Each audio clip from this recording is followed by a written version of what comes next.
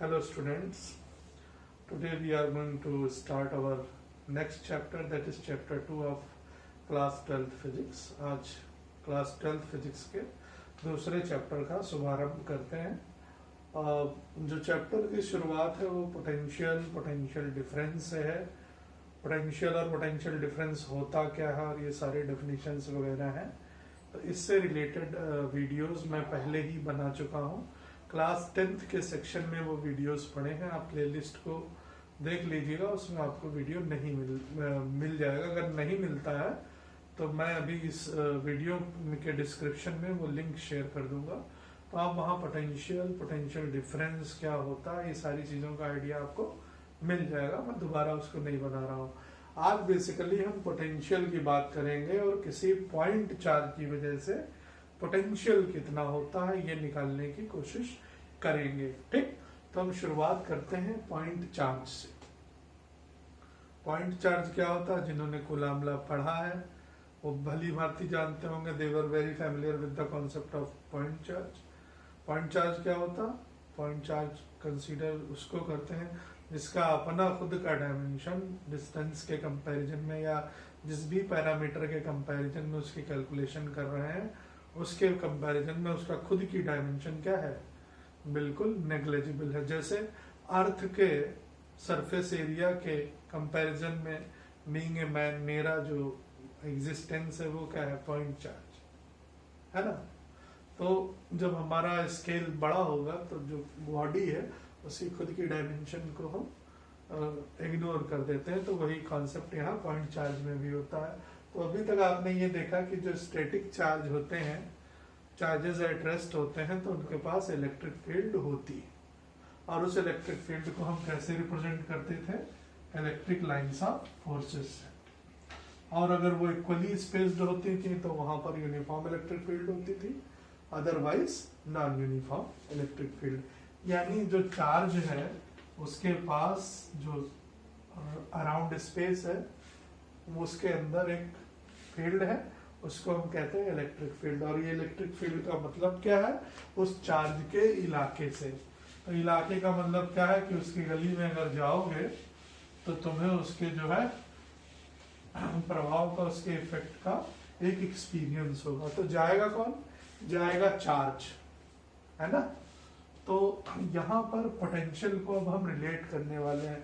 Potential की एक बहुत छोटी सी डेफिनेशन है, आप जानते हैं, it is defined as the work done in bringing a unit test positive charge from infinity to a point in a field. और वो फील्ड कौन सी है, electric field.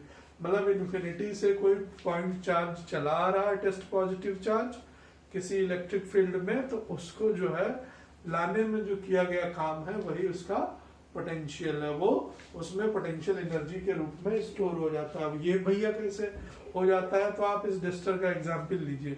Suppose it is kept over my palm, ये रखा हुआ है यहाँ पर, अब मैंने इसको ऐसे उठाया, ठीक, तो ये कुछ हाइट किया। अब आप या तो ग्राउंड से इसको रिलेट कर लीजिए, तो कोई भी ऑब्जेक्ट जो किसी हाइट पर है ग्राउंड से, तो उसमें कौन सी एनर्जी स्टोर है, gravitational potential energy.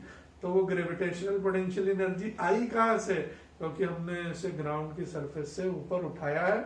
I have done the work on the body, body पर हमने काम किया है, इसलिए इसके अंदर वो वर्क डन एनर्जी के फॉर्म में स्टोर हो गया, तो वो ग्रेविटेशनल पोटेंशियल एनर्जी है।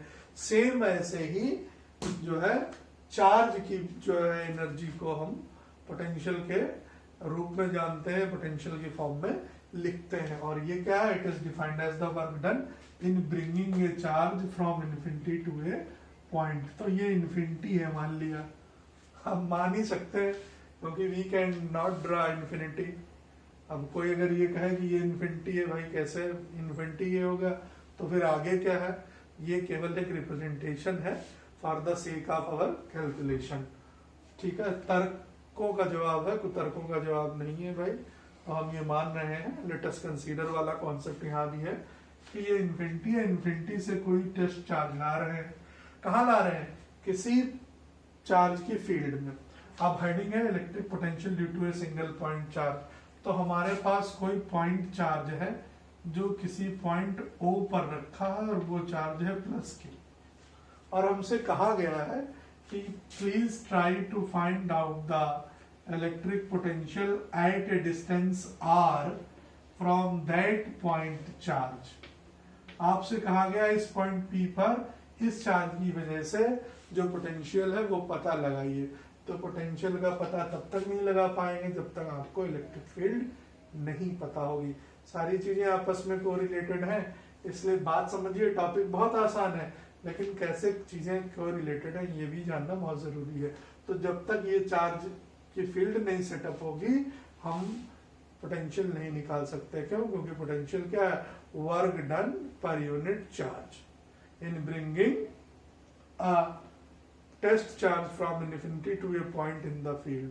तो इन्फिनिटी आ गई, पॉइंट आ गया और वो फील्ड भी आ गई हमारे पास।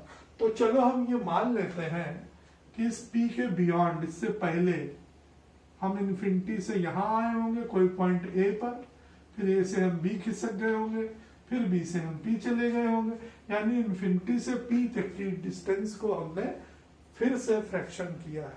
ठीक, और हमने कह दिया ये पॉइंट A जो है वो O पॉजिटिव चार्ज जो रखा है, जिसको हम सोर्स चार्ज कहेंगे, ये सोर्स चार्ज हो गया। सोर्स चार्ज और टेस्ट चार्ज के बारे में आप मेरे प्रीवियस लेक्चर्स में देखिएगा, मिल जाएगा। ठीक है, तो उस x डिस्टेंस पर वो पॉइंट है, और हमने कहा इन दोनों के बीच का जो गैप है A और B का, वो जो इसकी इलेक्ट्रिक फील्ड में दो पॉइंट है उनके बीच का जो गैप है वो dx है। तो अब हम क्या कर रहे हैं, अब हम ये लिखना चाहते हैं कि कोई पॉइंट चार्ज रखा है, उससे x डिस्टेंस पर कोई पॉइंट है, तो वहां इलेक्ट्रिकल फील्ड क्या होगी? बहुत सिंपल सी बात है, इनवर्स स्क्वायर फील्ड होगी। प्रीवियस लेक्चर में या इलेक्ट्रिक फील्ड के चैप्टर में आपने पढ़ा होगा 1/4 pi epsilon not q upon the distance of that point from the point charge. वो डिस्टेंस कितनी है? x square. अब दिमाग में सभी के आ रहा होगा सवाल कि हमें निकालनी है P पर जो r डिस्टेंस पर है, और आप कैलकुलेशन कर रहे हैं A पॉइंट की। ये क्यों कर रहे हैं? ये बेटा इसलिए कर रहे हैं क्योंकि Q ने एक फील्ड सेटअप की, और वो फील्ड की वजह से उस टेस्ट चार्ज को जो इन्फिनिटी पर है, और वो हमारा टेस्ट चार्ज है मान लिया प्लस Q नॉट, उसको हम लाना चाह रहे हैं किसी पॉइंट P पर जो इस चार्ज की फील्ड में है। तो पहले हमने कहा कि चलो हम A तक आए हैं, फिर A से B तक गए, फिर हम अपने इन्फिनिटी से R तक आ जाएंगे। वो इंटीग्रेशन के थ्रू आ जाएगा, ये for the sake of calculation किया गया। डायरेक्ट P पर भी तो इलेक्ट्रिक फील्ड, अब कोई सोच सकता है हम P पर भी तो ले सकते थे, P अपॉन R स्क्वायर। नहीं ले सकते हैं, वहां पर फील्ड जरूर है, लेकिन यहाँ पर लिख नहीं सकते। क्यों? क्योंकि वर्क डन की डेफिनेशन ही यही कहती है, पोटेंशियल की डेफिनेशन ही यही कहती है कि आपको इन्फिनिटी से आना है। कहाँ? किसी ऐसे पॉइंट पर जो किसी इलेक्ट्रिक फील्ड में है, तो हमें इन्फिनिटी तो लेना ही पड़ेगा। तो मेजरमेंट हमारे इन्फिनिटी से शुरू होंगे। दूसरा, जब भी आप पोटेंशियल के बारे में पढ़ेंगे या प्रीवियस मेरे लेक्चर देखेंगे, वहां एक बात हर आपको टेक्स्ट बुक में भी मिलेगी कि जो पोटेंशियल होता है, जिसको V से डिनोट करते हैं, वो इन्फिनिटी पर 0 होता है। ये हम बताएंगे, और ये क्यों 0 होता है ये मैंने अपने प्रीवियस लेक्चर में रेफरेंस पॉइंट मैथमेटिक्स की सहायता से बताया है, कोऑर्डिनेट सिस्टम की हेल्प से बताया। ये याद रखिएगा, इन्फिनिटी पर 0 होता है। अब हमने किसी पॉइंट A पर निकाल ली इलेक्ट्रिक फील्ड। ठीक, अब क्या कर रहे हैं? A से B तक उस चार्ज को, इसको हम कहते हैं टेस्ट चार्ज, जिसको फील्ड में ला रहे हैं, और इसकी अपनी इलेक्ट्रिक फील्ड इसके कंपैरिजन में बहुत बहुत स्मॉल है। इस कॉन्सेप्ट में बहुत बात हो चुकी है पहले भी। तो उस टेस्ट चार्ज को हम A तक लाया। अब A से B तक small amount of work done क्या होगा अगर हम A से B तक जा रहे हैं? Small amount of work in going या in covering a distance dx distance. तो वर्क डन है जो है ये पर यूनिट चार्ज है। तो अब हमारा work done per unit charge क्या बन गया? पोटेंशियल। पहले हमने नहीं बोला। तो work done per unit charge in covering a distance dx। अब वर्क डन किसके ऊपर हो रहा है, ये इस चार्ज को, टेस्ट चार्ज को लेकर आ रहा है, और वर्क डन कैसा, पर यूनिट चार्ज। तो इधर देखिए जरा आप क्लासिकल डेफिनेशन, वर्क डन क्या होता है, force into displacement F dot D. Force का चार्ज और फील्ड के साथ रिलेशन क्या है, एफ क्यू ई। यहां पर कौन सा चार्ज है, क्यू नॉट है, टेस्ट चार्ज। डिस्टेंस कितनी है, dx। और हमने कहा work done per unit charge, यानी W upon Q not, work done per unit charge, ये आ गया। तो ये कितना होगा, A इंटू डी एक्स। हुआ कि नहीं हुआ। तो हमारे पास जो वर्क डन है वो हम स्मॉल वर्क डन कह दे रहे हैं, वो पर यूनिट चार्ज हो गया dW, पर यूनिट चार्ज हो गया हमारा E dx। लेकिन क्या कि ये जो dx मेजरमेंट हो रहा, हम यहां से यहां आ रहे हैं, we are going in a direction which is opposite to x। अगर हम यहीं पर ओरिजिन मान लें तो हम लेफ्ट साइड में चल रहे हैं, तो जो डायरेक्शन लेंगे वो क्या लेंगे, निगेटिव लेंगे। We are moving in a direction opposite to the direction of x, left side में जा रहे हैं, तो यहाँ पर एक माइनस साइन ले लेंगे। जिनको ये बात समझ में नहीं आ रही वो यहाँ से सोचे, ये भी प्लस चार्ज है, ये भी प्लस चार्ज है, तो हम इसमें क्या कर रहे हैं, इसको पुश करके इसकी फील्ड में ला रहे हैं। तो we are working against the field. क्यों, क्योंकि दो सिमिलर चार्जेस के बीच में रिपल्शन का फोर्स होगा, तो हम उस फील्ड के अगेंस्ट काम कर रहे हैं, इसलिए हमने माइनस साइन ले लिया। या और समझना चाहते हैं तो ये समझ लीजिए कि हम लेफ्ट साइड में जा रहे हैं, ये ओरिजिन था हमारा, इसलिए हमने ये माइनस ले लिया। ई की वैल्यू आपको पता है, ई की वैल्यू वहां से रख दीजिए, 1/4πε0 q upon x square dx। ये small amount of work done है, कहां से, ए से बी तक। हमें आना कहां तक है, इन्फिनिटी से लेके आर तक, इन्फिनिटी से लेके आर तक। तो therefore the total amount of work done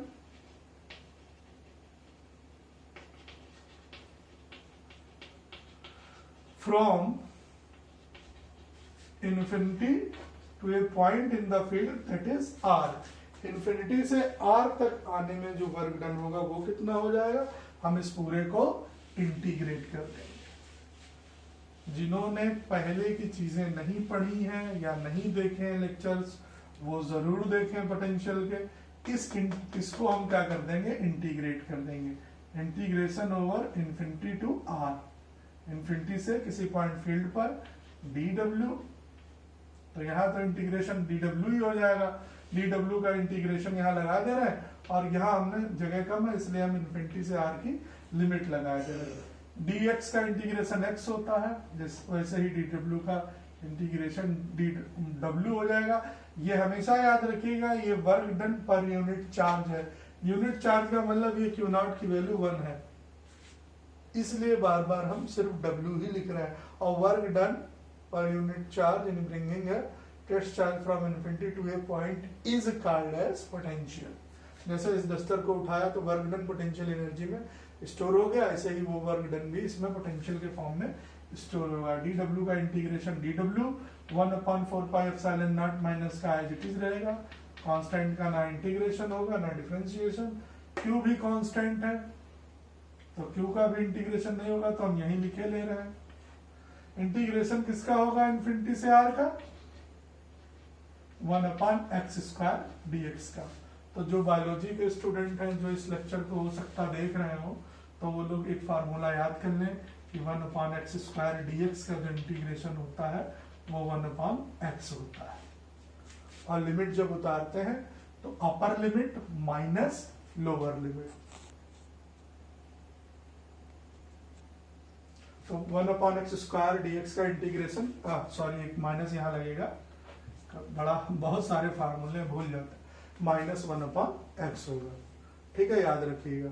differentiation में पावर जो है ऐड हो जाती है, और उस पर नहीं जा रहे हैं, बायोलॉजी के स्टूडेंट्स के लिए है।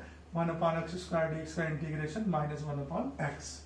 अब चलिए यहाँ पर हम लगाते हैं दूसरा, अपर लिमिट पहले उतारेंगे फिर lower limit, upper limit minus lower limit, तो -q/4πε0। इसका इंटीग्रेशन वहां से देख लिया हमने, माइनस 1/x और लिमिट क्या हो गई इन्फिनिटी से r। ठीक, तो ये इन्फिनिटी से r हो गई। अब अपर लिमिट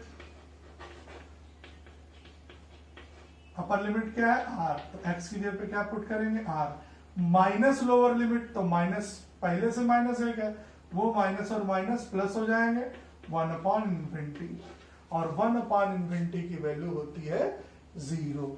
इसलिए सभी को ये बात पता होगी, नहीं पता है तो याद रखें 1/∞ की वैल्यू होती है 0। ये माइनस माइनस मल्टी, या पहले मैं एक स्टेप और बढ़ा लेता हूं,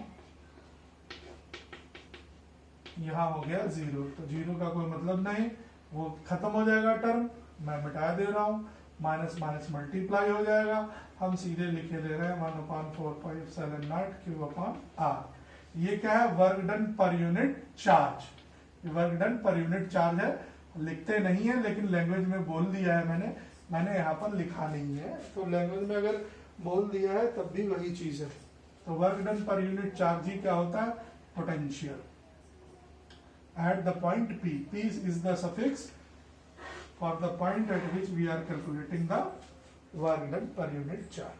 ये हो गया पोटेंशियल। तो हमने देखा पोटेंशियल क्या है, इनवर्सली प्रोपोर्शनल है to the distance of the point from the charge, और इसी से मिलती जुलती जो डेरिवेशन है वो इलेक्ट्रिक फील्ड की, वो 1/r² थी, आपको याद होगा, यहाँ केवल r आता है, तो याद रखिएगा 1/4। ये किसी मीडियम में है, फ्री स्पेस में है, ये फ्री स्पेस या एयर में निकाला है हमने। अगर किसी मीडियम में निकालें तो वहां उसकी रिलेटिव परमिटिविटी और आ जाएगी, और वो रिलेटिव परमिटिविटी जिसको कभी कभी डाइलेक्ट्रिक कांस्टेंट के भी कहते हैं, वो यहाँ एक टर्म और आ जाएगा। तो वहां अगर हम किसी मीडियम में लिखना चाहते हैं फ्री स्पेस के अलावा, तो वहां वो के एक टर्म और आ जाएगा, टेक्स्ट बुक्स में मिल जाएगा फॉर मीडियम, तो वो के आ जाए। अब सवाल ये उठा कि ये जो पोटेंशियल है ये कैसी क्वांटिटी है, तो पोटेंशियल एक स्केलर क्वांटिटी है, लाइक वर्क डन, ठीक, तो पोटेंशियल स्केलर क्वांटिटी हो गई। दूसरा सवाल ये उठा कि चार्जेस में भी either plus or minus, then what about the potential, will it be positive or negative? तो याद रखिएगा प्लस चार्ज के लिए पॉजिटिव पोटेंशियल रहेगा, पॉजिटिव के लिए पॉजिटिव और नेगेटिव के लिए नेगेटिव रहेगा पोटेंशियल, ठीक। तो ये ओवरऑल थोड़ा सा कॉन्सेप्ट है कि हमें निकालना था आर पर, लेकिन हम चले इन्फिनिटी से, क्यों, हमें डिफिनीशन से गवर्न होना था। अब आपने पढ़ा होगा कूलाम लॉ में कि जब बहुत सारे number of group of charges present थे, तो जो टोटल इलेक्ट्रिकल फोर्स हो due to a group of charges, वो एक अलजेब्रिक सम हो जाता था, सुपरपोजिशन हो जाता था। तो आज हम यहाँ भी देखेंगे कि अगर पोटेंशियल निकालना है किसी पॉइंट पर due to a group of charges, थोड़ी वीडियो लंबी हो जाएगी इस बार, लेकिन ये एक ही में करना जरूरी है। कहने का मतलब क्या है कि कोई पॉइंट पी है, इस पर बहुत सारे चार्जेस हैं, दूर दूर है कहीं, तो हमने कह दिया ये पी से Q1 चार्ज जो था वो R1 डिस्टेंस पर है, यहाँ Q2 है, ये R2 डिस्टेंस पर है, ये Q3 है, ये R3 डिस्टेंस पर, ऐसे ऐसे करके n तक है, Q1 है, Rn डिस्टेंस। तो यहाँ भी जो है potential at point P will follow the same principle, that is the principle of superposition. Superposition of potential means the total potential at point P due to a group of charges will be the algebraic sum. Algebraic sum इसलिए कहते हैं क्योंकि sign को encounter करते हैं, quantity का जब sign encounter हो, साइन मतलब प्लस या माइनस, तो हम उसको अलजेब्रिक सम कहते हैं। Algebraic sum due to the potential by a single charge, another charge, another charge, another charge, इन सारे चार्जेस की वजह से जितने जितने पोटेंशियल है सबको हम ऐड कर दे, यानी total potential at Vp will be equal to V1। Suppose इसकी वजह से V1 पोटेंशियल है, ये V2 है, ये V3 है, वो Vn है, एंड सो ऑन V1। यहाँ V1 की वैल्यू रखते हैं 1/4πε0 Q1/R1। V2 की वैल्यू रखते हैं 1/4πε0 Q2/R2 plus dash dash dash plus Vn के लिए 1/4πε0 Qn/Rn। अब यहाँ देखिए कॉमन मिल रहा है कुछ, पोटेंशियल एट पॉइंट P क्या हो गया, 1/4πε0 हमने कॉमन कर लिया, Q1/R1 पहले का ये बचा, दूसरे का Q2/R2 dash dash dash n वाले का बचा Qn/Rn। इस तरीके से अगर ग्रुप ऑफ चार्जेस प्रेजेंट हैं तो किसी एक सिंगल पॉइंट P पर जो टोटल इलेक्ट्रिक पोटेंशियल होगा वो एल्जेब्रिक सम होगा ड्यू टू द पोटेंशियल किसकी वजह से, ईच इंडिविजुअल चार्जेस, मतलब Q1 की वजह से पोटेंशियल, Q2 की वजह से, ऐसे n चार्जेस हैं तो n की वजह से, उन सबको ऐड कर देंगे तो टोटल पोटेंशियल मिल जाएगा। अब 1/4, अब मैथमेटिक्स के जो स्टूडेंट हैं या बायोलॉजी के भी हैं, कोई दिक्कत नहीं, अगर ये इतना बड़ा लिखने में दिक्कत है इसको शॉर्ट फॉर्म में भी आप लिख सकते हैं।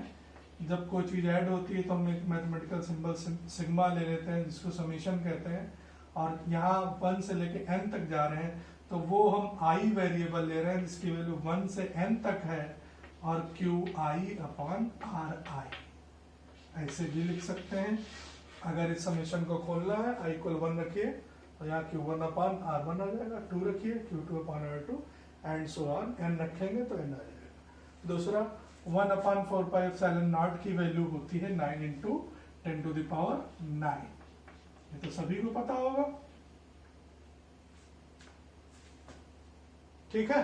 1/4πε0 की वैल्यू 9 × 10⁹ होती है, ये याद रखिए, कूलम्ब स्क्वायर पर न्यूटन मीटर स्क्वायर। परमिटिविटी और इनमें कंफ्यूज मत होइएगा, उसमें 8.85 × 10⁻12 होता है, ये 1/4πε0 है। अब फिर से अगर यही चीज किसी मीडियम में रखी है तो इस चीज को हम उसकी मीडियम की रिलेटिव परमिटिविटी के से डिवाइड कर देंगे, तब ये डेरिवेशन 1/4πε0 की वैल्यू 9 × 10⁹ और divided by the permittivity of the medium, relative permittivity के से डिवाइड कर देंगे। तो ये भी फॉर्म है लिखने का। दूसरा मैं अभी ऊपर का मिटा दे रहा हूं। अब प्रैक्टिकल सिचुएशन में तो हम पॉइंट चार्ज से डील नहीं करते हैं, we don't have a single point charge, we have to deal with the situations where the charge is distributed uniformly over a line, over a surface, over a volume. Then in that conditions what we will do, उस condition में फिर potential के लिए हम क्या करें, suppose एक हमारे पास लाइन थी, ये इस पर चार्ज यूनिफॉर्मली डिस्ट्रीब्यूटेड है, अब हम पोटेंशियल का कैसे पता लगाएं, या हमारे पास कोई सरफेस है 2 डायमेंशनल, उस पर चार्ज डिस्ट्रीब्यूटेड है, या हमारे पास 3 डायमेंशनल कोई वॉल्यूम है उस पर चार्ज डिस्ट्रीब्यूटेड है, तो हम क्या करें, तब पोटेंशियल के लिए कैसे करेंगे। तो इसके लिए क्या करेंगे, आपको प्रीवियस लेक्चर्स में देखना पड़ेगा कि जब सरफेस पर डिस्ट्रीब्यूशन होता है या लाइन पर होगा या वॉल्यूम पर होगा तो वहां पर हम डेंसिटीज के बारे में बात करते हैं। लाइन चार्ज के केस में हम क्या बात करते थे, लीनियर चार्ज डेंसिटी लेम्डा की, वो होता था चार्ज पर यूनिट लेंथ। जब हमने कूलम्ब लॉ पढ़ाया तो वहाँ ये वीडियोस पढ़े हैं, आप लोग प्लेलिस्ट में जरूर देखिएगा अगर आप इस कॉन्सेप्ट को समझना चाहते हैं। सरफेस के केस में हम ले लेते थे सरफेस चार्ज डेंसिटी Q/S, और वॉल्यूम के केस में ले लेते थे volume charge density, charge divided by volume V ले लेते हैं। अब यहाँ क्या होगा, स्मॉल लेंथ की अगर बात करेंगे तो चार्ज स्मॉल ले लेंगे, लेंथ स्मॉल ले लेंगे, चार्ज स्मॉल ले लेंगे, सरफेस स्मॉल ले लेंगे, चार्ज स्मॉल वॉल्यूम स्मॉल, ठीक है। तो जहां लीनियर चार्ज डिस्ट्रीब्यूशन होगा वहां लेम्डा का इस्तेमाल करेंगे। जो मैंने वीडियो जिस सीक्वेंस में बनाए हैं मैंने सब जगह लाइन के लिए लेम्डा लिया है, लीनियर के लिए, सरफेस के लिए सिग्मा लिया है, वॉल्यूम के लिए रो लिया है। तो मैं यही प्रेफर करूंगा सारी वीडियोस में। तो अब करना क्या है, अब हमने कहा कि charge is distributed over surface या ओवर ए वॉल्यूम और over a line. In such conditions large number of charge is distributed over a surface, means each point will consist of too many charges, billions of charges will be contained in that surface। बहुत बहुत छोटे छोटे space में भी billions of charges होंगे। तो उस case में हम क्या करेंगे, तो for distribution of charges where continuous distribution of charge, for continuous distribution of charge, हमारे लिए जो पोटेंशियल है वो हो जाएगा 1/4πε0 तो रहेगा ही, बेसिक डेफिनेशन थी Q/R। तो वो स्मॉल, अब हमने कहा मान लीजिए लाइन है हमारे पास, इस पे चार्ज है, तो ये लाइन बहुत लंबी है, इसमें बहुत सारे चार्जेस हैं, तो हम पूरा तो लेंथ लेंगे नहीं, हम उसका एक स्मॉल लेंथ dl ले लेंगे और उसमें जो कंटेंट चार्ज है वो dq है। ठीक है, इस तरीके के dq चार्जेस बिलियंस टाइम होंगे, तब उनको ऐड करने पर वो क्यों मिल रहा होगा हमें। तो हम ऐड करने के लिए मैथमेटिक्स में क्या लेते हैं, इंटीग्रेशन। तो when the charge distribution is continuous we will prefer with the mathematics, means we will go with integration sign or integration of small charges that are constituting the total charge। वो billions of charges तो total charge क्यों बना रहे हैं। तो उस case में जो पोटेंशियल है किसी पॉइंट पर या VP हम कह दे रहे हैं वो हो जाएगा dq/r। ये एक जनरल नोटेशन हो गया। अब हम केस लेते हैं, पहला case when charge is distributed along a line,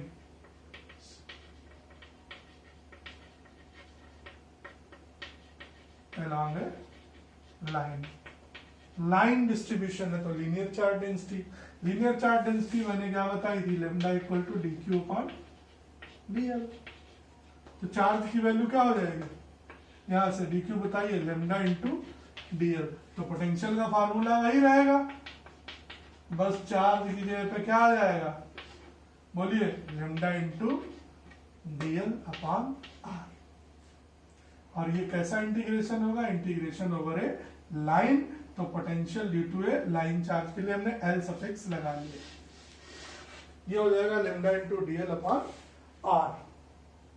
अब सरफेस के लिए ले लें, अगर 2 डायमेंशनल सरफेस है तो उसके लिए सिग्मा हमने लिया था, वो लिया था dq/ds। तो यहां से dq क्या हो जाएगा, sigma into ds।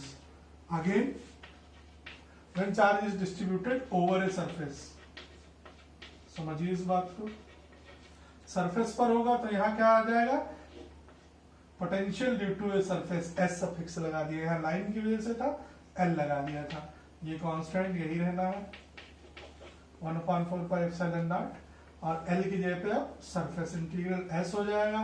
Lambda into dl किसकी वैल्यू थी, dq की, अब dq की वैल्यू क्या है सरफेस के लिए, सिग्मा इंटू ds/r। ये हो गया किसी सरफेस के लिए। वॉल्यूम के लिए चलें, वॉल्यूम के लिए हम क्या लेते थे, रो। रो क्या होता था, चार्ज पर यूनिट वॉल्यूम। तो चार्ज dq, वॉल्यूम dv।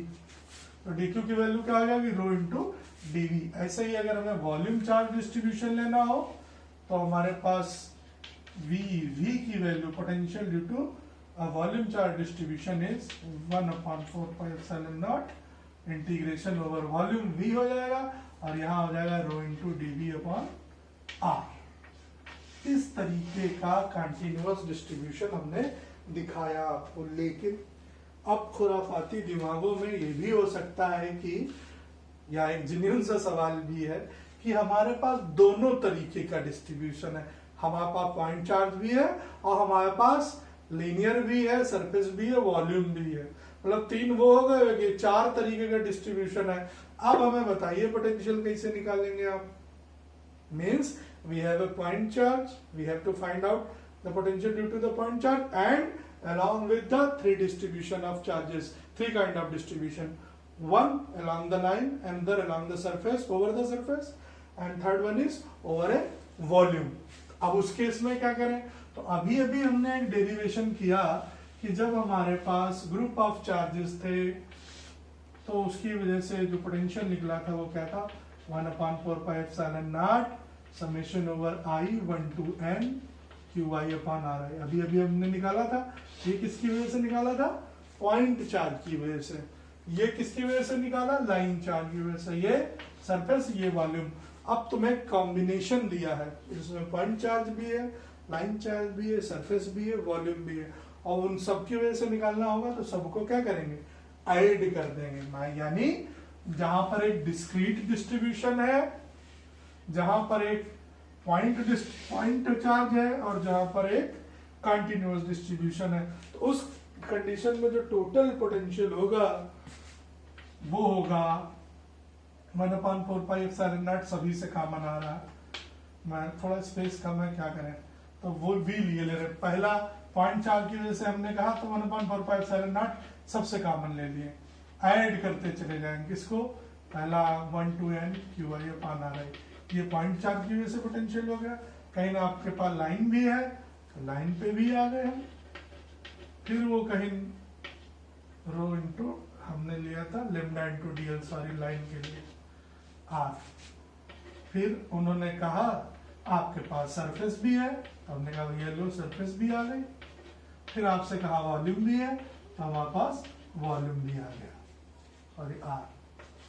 इस तरीके से जब मिक्स डिस्ट्रीब्यूशन है आपके पास, means you are dealing with a point charge, line charge, surface charge and volume charge, तब आप सबको ऐड करते चले जाएंगे। तो आपको उस पॉइंट पर, किसी पर्टिकुलर पॉइंट पर जहां भी वो जानना चाह रहा है, पोटेंशियल की वैल्यू पता चलती जाएगी। तो ये जो है पोटेंशियल के बारे में कुछ इनिशियल इंफॉर्मेशन है। इसके बाद हम डायपोल वगैरह की बात करेंगे नेक्स्ट लेक्चर में। देखते रहिए, थैंक यू।